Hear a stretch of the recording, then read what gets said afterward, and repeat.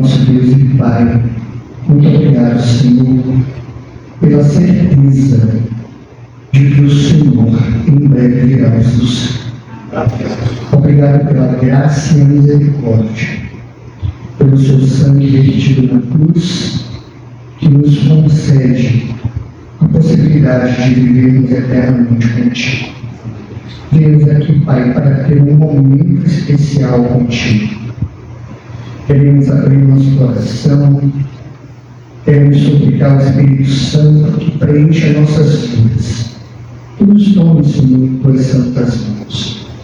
Aceite esse nosso louvor, a nossa adoração, que o Senhor possa estar com essa igreja, Pai, o seu pastor, a sua liderança, os seus membros, as pessoas que nos visitam, que aqui possam encontrar uma casa de bênção e uma casa de acolhimento, Senhor, mas principalmente uma casa onde nós possamos ouvir a tua voz.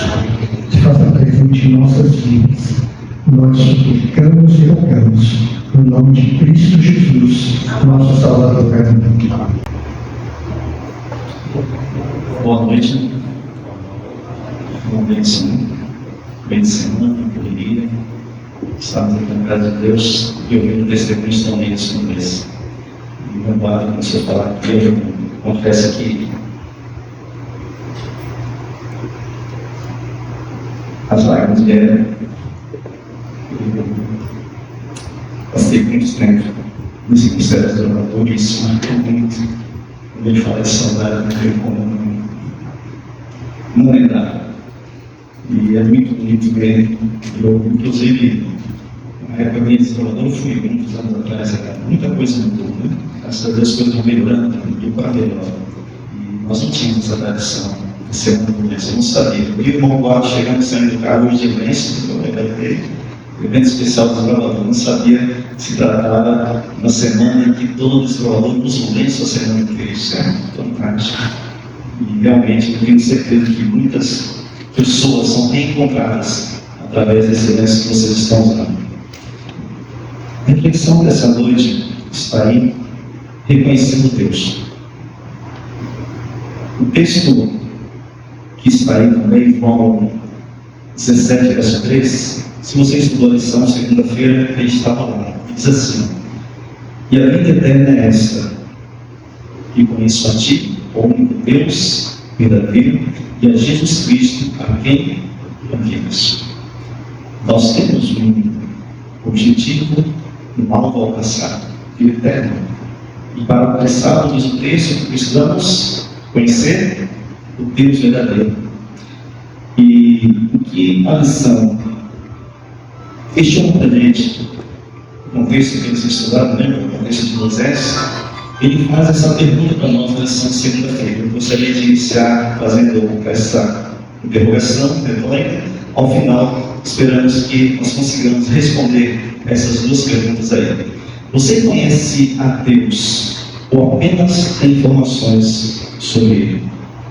E qual é a diferença entre essas duas, entre essas duas coisas? Entre ter informações sobre Deus e entre, de fato, conhecer a Deus. Muitas vezes nós nos detemos apenas nas informações. E quando olhamos para o estudo da lição dessa semana, nós encontramos um Moisés buscando, de fato, não apenas informações apenas, mas relacionamento. Isso é o contexto, da vida do cristão. Durante esse ano, as vezes que eu tive a oportunidade de estar aqui falando com vocês, eu procurei sempre trazer esse tema, unidade. E isto foi um tema proposto pela liderança, aqueles que estão presentes aqui da liderança, lá em dezembro, quando o pastor Davi perguntou para a liderança quais seriam as metas, os objetivos para 2025, unidade foi a primeira e a mais buscada pela liderança da igreja em 2025. E eu posso trazer hoje aqui a minha felicidade de ver que sim, em 2025 eu tenho visto com os meus olhos esta igreja se movimentando no sentido de promover a unidade. A gente tem visto coisas lindas acontecendo. É claro que tudo ao seu tempo, Deus é misericordioso e vai nos dando tempo. E eu tenho certeza que a igreja está caminhando para esse propósito. E não pode ser diferente. Se quisermos a vida eterna, como nós falamos, esta é uma opção, ou a nossa única opção. Nós falamos sobre a unidade. A palavra de Deus ela está repleta de exemplos, de testemunhos, de instruções, de orientações de como encontrarmos a unidade. O próprio Jesus, na oração sacerdotal, em João 17, ele vai dizer que ele ora por nós, pedindo para que nós fôssemos um, assim como ele e o Pai fosse um. A grande questão talvez seja como é possível vivermos essa unidade em Cristo, ou essa unidade entre irmãos, assim como ele e o Pai é um, diante de um ser humano tão individualista. E aqui eu trouxe um pouquinho das características nossas, individuais. O individualismo não.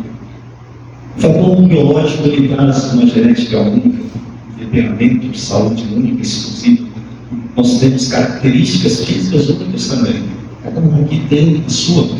Uma questão psicológica, nós temos personalidades, valores, crenças, emoções, pensamentos e preferências totalmente distintas uns dos outros. Na questão social e cultural, nós somos influenciados pela cultura, família, ambiente, temos experiências de vidas individuais e interpretações individuais dessas influências também.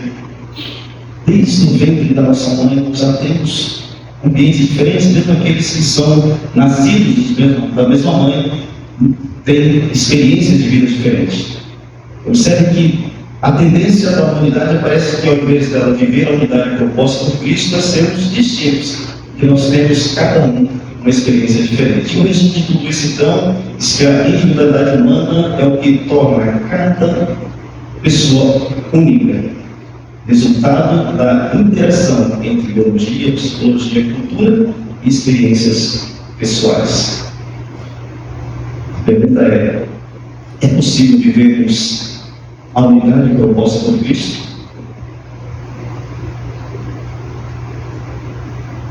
É possível? A resposta é não. Não é possível. Mas abaixo disso, o quê? O cristianismo, o quê? É a arte de viver o impossível.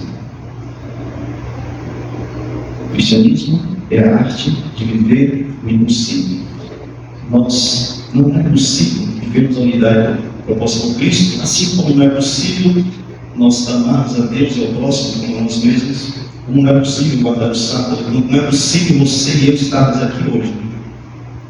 Porque a nossa natureza carnal, original, ela é adversária de Cristo. Ela é inimiga de Deus. Nós nascemos inimigos de Deus. Nós nascemos de um mundo caído, pecaminoso e totalmente destituído do poder de viver essas coisas. Portanto, humanamente, sim, é impossível. Mas, como diz a frase, o cristianismo é viver a arte do impossível. E nós encontramos textos bíblicos que nos dão referência sobre isso. Certa vez Jesus ele recebeu a visita de um jovem rico, vocês conhecem muito bem a história, e depois desse jovem sair da presença de Jesus, triste, ele não entendeu, né? Aceitou aquilo que Jesus quis. Jesus continua falando com aqueles que estão ao seu redor e ele diz: é muito difícil um rico entrar no reino de Deus. E ele traz aquela célebre frase: é mais fácil um camelo passar pelo fundo de uma agulha do que um rico entrar no reino de Deus. E aqueles que estavam presentes, eles então agora com aquela frase, eu gostaria até de ler exatamente o que está aqui em Lucas. Acaba fechando, não vai ser possível. Vou mencionar, mas é Lucas capítulo 18, versículo 26 e 27. E então eles acharam dura aquela frase de Cristo, disseram: quem poderá então entrar nesse reino? Ou seja, quem poderá então ser salvo? E Jesus então vai dizer: muitas coisas que para vós é impossível, para Deus é possível. E a glória a Deus, porque nós estamos aqui. Se um dia nós somos alcançados por esse amor, se um dia nós decidimos pelo batismo, se decidimos seguir esse evangelho, é porque Deus fez o impossível na minha e na sua vida. Glória a Deus por isso. Eu não sei se você já ouviu essa frase, se você já disse essa frase, se você conhece essa frase. Irmão, eu não tenho certeza que conhece. Você é parte invisível de Deus para mim. Se você conhece essa frase, você conhece a frase: eu te amo, eu preciso de você para ser feliz, você é a parte invisível de Deus, e eu creio mais em Deus quanto você existe. Assim quanto a Salmo 57 incluiu essas 4 frases, e todas elas estão enraizadas, alicerçadas na palavra de Deus. E nós vamos ler um texto agora que vai explicitamente trazer para nós esta daí, que é a terceira das 4 frases, e elas têm feito parte da minha vida nesses últimos 4 anos, e mudou e me deu a coragem para viver novamente a experiência de seguir a Cristo, porque eu entendi dentro dessas frases que o cristianismo que eu procurava viver antes, para mim era impossível, mas para Deus é tão fácil, que eu não precisei fazer nada. Vamos ler Mateus 25. 31. É um texto um pouco longo, mas eu creio que é um texto bem conhecido que vai nos ajudar a viver um pouco e viver em nossa mente a importância de viver o impossível com o nosso Criador. O texto aqui na minha Bíblia diz assim, que ao fim do sermão profético, a vida eterna e o castigo eterno. Você encontrou, vamos ler juntos então. 31 diz assim: e quando o Filho do Homem vier em sua glória, e todos os santos anjos com ele, então se assentará no trono da sua glória. E todas as nações serão reunidas diante dele, e apartará uns dos outros, como se pastor aparta os seus bodes das ovelhas. E para as ovelhas à sua direita e os bodes à esquerda, então dirá o rei aos que estiverem à sua direita: vinde benditos de meu Pai, e possui por herança o reino que está preparado desde a fundação do mundo. Porque tive fome e deste de comer, tive sede e deste de beber, era estrangeiro e hospedaste, estava nu e vestiste, adoeci e visitaste, estive na prisão e foste me ver. Então os justos lhe responderão, dizendo: Senhor, quando tivemos fome e tivemos de comer, ou com sede tivemos de beber, e quando tivemos estrangeiros e hospedamos, ou nu e te vestimos, e quando tivemos enfermo ou prisão e foste ver? Será a resposta do rei. Ele dirá: em verdade vos digo que quando fizeste um desses pequeninos irmãos, a mim o fizestes. Então dirá também aos que estiverem à sua esquerda: apartai-vos de mim, malditos, para o fogo eterno, preparado para o diabo e seus anjos. Porque tive fome, não me deste de comer, tive sede, não me deste de beber, sendo estrangeiro, não me reconhecestes, estando nu, não me visitastes, enfermo e na prisão, também não me visitastes. Então eles também lhes responderão, dizendo: Senhor, quando vimos com fome, com sede, estrangeiro, nu, enfermo, na prisão e não servimos? Então ele responderá, dizendo: em verdade vos digo que quando um desses pequeninos não fizestes, a mim não fizestes. Irão esses para o tormento eterno, mas os justos para a vida eterna. O texto é bem claro, mas é um texto que dispensa fazermos comentários sobre eles.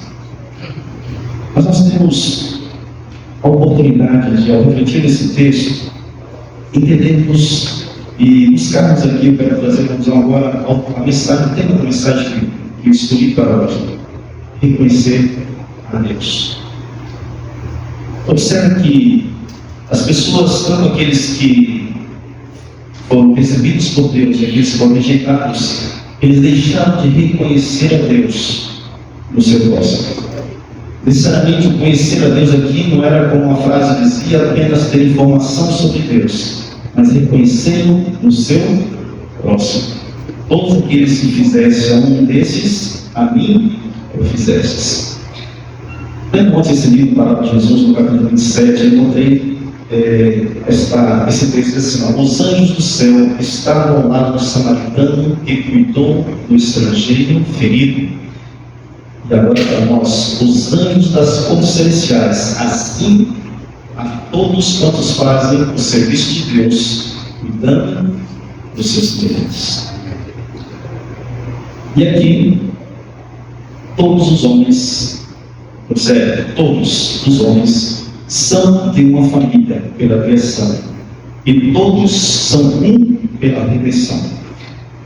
Lembra a união, a unidade? O que é unidade? É o propósito de vermos sermos um, ou sermos único. Enquanto o individualismo humano nos separa em cada ser com a sua característica indivisível, aqui apresenta que a criação, ou seja, aquele que aceita a Deus como seu Criador e como seu Redentor, esse povo se torna um. Todos se tornam apenas um. Cristo, e aí vem a forma como ele quebra as barreiras do individualismo. Cristo veio para demolir toda a parede de separação e abrir todos os compartimentos do templo a fim de que todos possam ter livre acesso a quem? Como é que eu posso ter livre acesso a Deus? Quando as barreiras do individualismo são quebradas e nós passamos a viver a experiência da unidade. Mas como já ouvimos anteriormente, isso para mim, isso para você é possível, porque nós nascemos individualistas. Nascemos de nossa mãe, mas quando nascemos para o reino de Deus, tudo tem que mudar. Quando verdadeiramente nasce, por isso que o processo do cristianismo é nascer de novo todo dia. Porque todo dia minha natureza carnal vai querer ser individualista. Todo dia eu vou querer falar igual um popular, meu pirão, primeiro, mas entanto, o cristianismo que eu propus a viver, experiência religiosa que eu propus a viver na minha vida, ela precisa dar lugar ao nascer diariamente para vivermos a unidade proposta por Cristo. Eu pedi ao pessoal se me coloca um videozinho, o vídeo que eu havia pedido, e nós vamos fazer uma análise agora de uma experiência de um garotinho que saiu para encontrar com Deus. Talvez você tenha visto esse vídeo, e ele ilustra muito bem qual é a realidade que Deus propõe, escolheu para nós. O menino que saiu para encontrar Deus.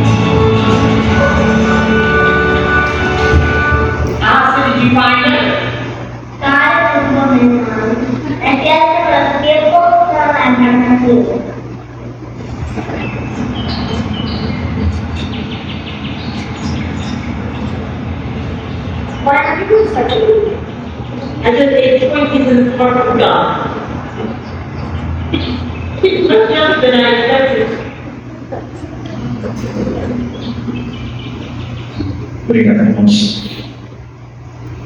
Espero não mais nada. Obrigado. Deus é uma mulher. E ela tem sorriso mais lindo que eu. E quando a mulher encontra a Bíblia, ela está radiante, alguém pergunta a ela: o que é essa alegria toda? Diz que a pessoa em situação de rua, com ferida sem nada. E ela responde: eu acabei de comer bolinhos com Deus no parque. Ele era muito mais novo do que eu esperava. Nós estamos reconhecendo Deus um no outro. Você de fato é a imagem visível de Deus para mim. Nós conseguimos viver essa unidade, esse desafio proposto por Cristo de sermos um. Quando entendemos que olhar para o meu próximo é a mesma necessidade, ou a mesma coisa que Jesus fez quando Ele olha para mim e para você. E, voltando à pergunta inicial, você conhece a Deus apenas por informação? Você tem sobre Ele? E qual é a diferença que está entre essas duas coisas? Entre reconhecer Deus, de fato, um no outro, como povo de Deus, mas também como ser humano, ao sair cada dia do nosso trabalho, nas muitas pessoas que nós encontramos.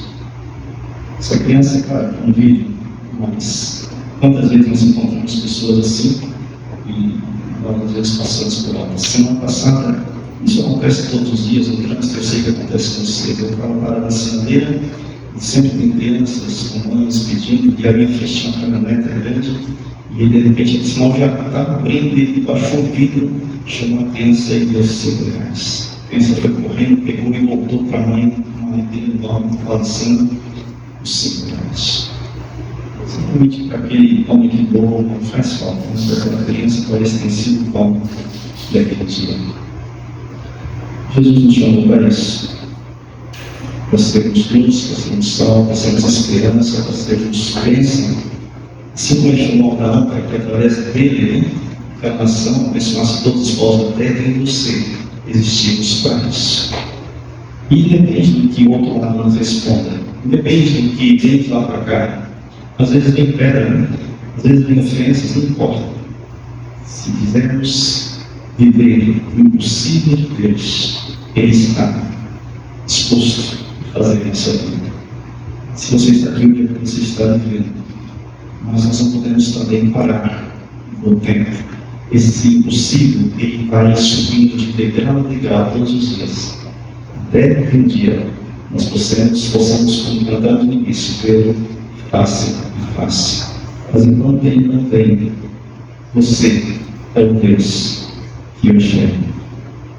No sentido de que ele está representado, a semelhança dele está no ser médico, no Baruch, no Adão, no quarto, no Anéia. Deus me fala através de você. E eu preciso de você para ser feliz, você é a parte visível de Deus, eu creio mais nele que você diz. Essa é a realidade que você precisamos viver testemunhamente todos os dias. Para que essa unidade que a gente tanto fala, a gente lê na Bíblia, não seja uma utopia na nossa vida cristã, mas para seja a experiência única de uma criança que comeu bolinhos com alguém na rua e uma senhora que viu Deus naquele menino. E assim nós precisamos viver com o coração contrito, ansioso por ver o nosso Deus face a face. Mas não precisamos esperar tanto, porque Ele está aqui na minha frente, eu posso ver vocês. E que essa possa ser a experiência de cada um de nós. Vamos levantar para orar. Senhor Deus, o Senhor, em sua misericórdia, no seu amor, tem nos chamado a ver possível. Nós aqui precisamos, Deus, de realmente viver possível. Nós vamos poder contra tudo isso. Nós temos essa carga, esse vírus do pecado que nos fere, que nos separa um do outro, e cada um que corre atrás do seu todos os dias. O Senhor nos chamou para ser um povo que viva a experiência da unidade, assim como tu e o Pai são. Nos perdoe, nos ajude a viver essa realidade. E que a cada dia nós possamos, ao meditar na tua palavra, como nós fizemos agora, lembrar de que aqueles que serão separados ao lado direito para receber as bem-aventuranças serão aqueles que vivam e mais semelhança do que o próximo. Que a nossa experiência possa ser crescente nesse sentido, para que o nosso amor verdadeiro, ativo ao próximo, possa fazer diferença na vida das pessoas. E essas também possam encontrar a teu reino. Sendo então uma semente que germina a cada dia, que nasce para frutificar os frutos preciosos do teu santo Espírito, o amor, a paz, a alegria, a felicidade, a bondade, a longanimidade, a mansidão, para que de fato esse mundo, mesmo com tanta miséria que está aí diante de nós todos os dias, nós possamos ter o santuário do Cristo, vivemos a paz que excede do entendimento e prepararmos para que o Senhor possa aparecer um dia face a face e estar na tua presença realmente. Obrigado por esse momento, por esse ponto, e toda a tua atenção agora para os nossos lares, em nome de Jesus. Amém.